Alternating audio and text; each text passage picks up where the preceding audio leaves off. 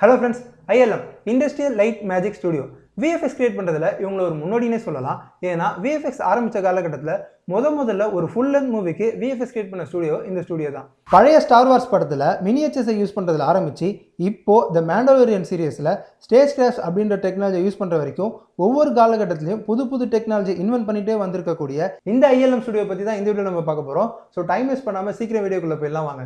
நீங்க இன்னும் நம்ம சேனலை சப்ஸ்கிரைப் பண்ணலனா சப்ஸ்கிரைப் பண்ணிடுங்க. நான் ராஜா, வாங்க வீடியோக்குள்ள போகலாம். 1975ல ஸ்டார் வார்ஸ் படம் கிரியேட் பண்றதுக்காக தான் இந்த ILM ஸ்டுடியோவே கிரியேட் பண்ணியிருக்காங்க. இந்த ஸ்டார் வார்ஸ் படத்துக்கு தேவையான VFX-ஐ கிரியேட் பண்ற அளவுக்கு அந்த டைம்ல பெருசா VFX ஸ்டுடியோஸ் எதுவும் இல்லை. இந்த காரணத்தினால தான் டைரக்டர் ஜார்ஜ் லூகாஸ் அவர்கள் சொந்தமா அவரே ஒரு ஸ்டுடியோவை கிரியேட் பண்ணாரு.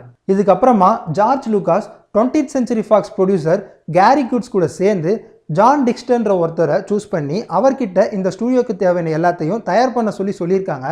அவர் தான் ஆர்டிஸ்ட், காலேஜ் ஸ்டூடெண்ட்ஸ், இன்ஜினியர்னு நிறைய பேரை திரட்டி இந்த படத்துக்கு தேவையான டீமை கிரியேட் பண்ணியிருக்காரு.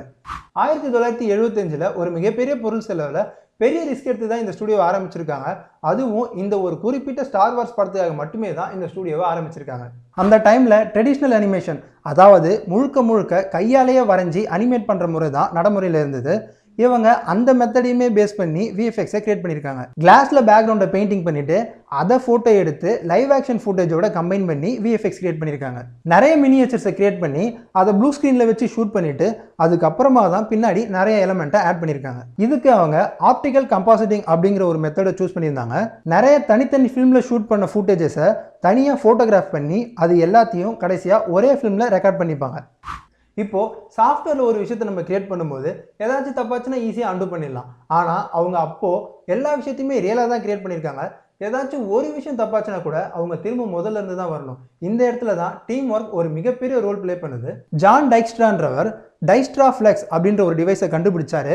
இந்த டிவைஸ் என்ன பண்ணும்னா ஒரு பர்டிகுலர் மூமெண்ட்டை திரும்ப எத்தனை தடவை வேணும்னாலும் எக்ஸாக்டாக ஒரே மாதிரி பண்ண வைக்கும். இது எங்கேயோ கேள்விப்பட்ட மாதிரி இருக்குல்ல? எஸ், இப்போ இண்டஸ்ட்ரியில் யூஸ் பண்ணுற மோஷன் கண்ட்ரோல் கேமரா அப்படிங்கிற டெக்னிக்கை இவர் அப்போவே கண்டுபிடிச்சிட்டாரு. நிறைய சவால்களெல்லாம் சந்திச்சதுக்கு அப்புறமா ஒரு வழியாக இந்த படம் ரிலீஸ் ஆனப்போ மக்கள்கிட்ட பெரிய வரவேற்பை பெற்றிருக்கு. அது வரைக்கும் இல்லாத அளவுக்கு ஒரு பாக்ஸ் ஆஃபீஸ் கலெக்ஷனையே இந்த படம் கொடுத்துருக்குன்னு சொல்லலாம். இதை எப்படி இவங்க கிரியேட் பண்ணியிருப்பாங்க அப்படிங்கிற பிரமிப்பே இதை தொடர்ந்து நிறைய VFX மூவிஸ் உருவாகிறதுக்கு காரணமாக இருந்திருக்கு. இந்த பெரிய வெற்றிக்கு பிறகு ILM நார்தன் கலிஃபோர்னியாவில் ஒரு புது ஸ்டுடியோவை கிரியேட் பண்ணி உடனே ஸ்டார் வார்ஸோட செகண்ட் பார்ட்டுக்கு தயாரானாங்க. அதே சமயம் அவங்க அதர் ஃபில்ம் மேக்கர்ஸ்க்கும் VFX கிரியேட் பண்ற ஒரு இண்டிபெண்டன்ட் VFX ஸ்டுடியோவா மாறினாங்க. இதுக்கப்புறமா ஸ்டீவன் ஸ்பீல்பர்கோட சேர்ந்து Raiders of the Lost Ark அப்படிங்கிற ஒரு படத்துக்கு VFX கிரியேட் பண்ணியிருக்காங்க. இந்த படத்தோட ஒரு காட்சியில ஒருத்தரோட தலை உருகி அதுக்கப்புறமா வெடிக்கணும். ஸ்பீல்பர்க் சொன்ன விஷயத்த இவங்க மெழுகு சிலையை வச்சு சக்சஸ்ஃபுல்லா செஞ்சிருக்காங்க. இங்கிருந்து தான் ஸ்பீல்பர்க்குக்கும் ILM-க்கும் உள்ள ரிலேஷன்ஷிப் தொடர ஆரம்பிக்குது. ஒரு பக்கம் படத்துக்கு VFX பண்ணிட்டு இன்னொரு பக்கம் டெக்னாலஜி வைஸ் நிறைய ரிசர்ச் அண்ட் டெவலப்மெண்ட் பண்ணியிருக்காங்க. இதனால தான் ILM டெக்னாலஜி வைஸ் ஒரு படி முன்னாடி இருக்காங்கன்னே சொல்லலாம். PhD முடிச்ச எட் கேட்மல்ன்ற ஒருத்தரை ஹையர் பண்ணி கம்ப்யூட்டர் டெக்னாலஜி பேஸ் பண்ணி புது டெக்னாலஜியை கண்டுபிடிக்க சொல்கிறாங்க. இவர் தான் கம்ப்யூட்டரில் முதல்ல 3 டைமென்ஷனில் ஒரு ஆப்ஜெக்டை கிரியேட் பண்ணி அதுக்கு டெக்ஸ்சர் கொடுக்க முடியும்னு கண்டுபிடிக்கிறாரு. இதே நேரத்தில் தான் ஆப்பிள் அவங்களுடைய கம்ப்யூட்டர் லான்ச் பண்ணுறாங்க. ILM-ஐ சேர்ந்த ஒருத்தர் 6 மாதம் லீவ் கேட்டு நான் போய் அந்த கம்ப்யூட்டரை கற்றுக்கிட்டு வரேன் அப்படின்னு சொல்லி பர்மிஷன் கேட்டிருக்காரு. ப்ரொடக்ஷனில் பர்மிஷன் கொடுத்ததுக்கு அப்புறமா 6 மாதம் ஃபுல்லாக அந்த கம்ப்யூட்டர்ஸை கற்றுக்கிட்டு இது நம்ம ப்ரொடக்ஷனில் இருந்தால் நம்ம ப்ரொடக்ஷன் இன்னுமே முன்னேறும் அப்படின்னு சொல்லி இதுக்கப்புறமா தான் ILM-க்கு கம்ப்யூட்டர்ஸை கொண்டு வந்திருக்காங்க. இப்போ நாம் பார்க்குற கம்ப்யூட்டர் கிராஃபிக்ஸோட ஆரம்பமே இங்கேருந்து தான் ஆரம்பிக்குது. ILM ஃபுல்லாக எப்படி டிஜிட்டலுக்கு மாறினாங்க, பிக்ஸான்ற கம்பெனி ILM-லேருந்து எப்படி ஒரு தனி கம்பெனியாக மாறுச்சுங்கிறத இதனுடைய தொடர்ச்சியாக பார்ட் 2ல் நம்ம பார்ப்போம். நீங்கள் இன்னும் நம்ம நெட் கிளாஸ் சப்ஸ்கிரைப் பண்ணலன்னா சப்ஸ்கிரைப் பண்ணுங்கள். நான் ராஜா, பாய்.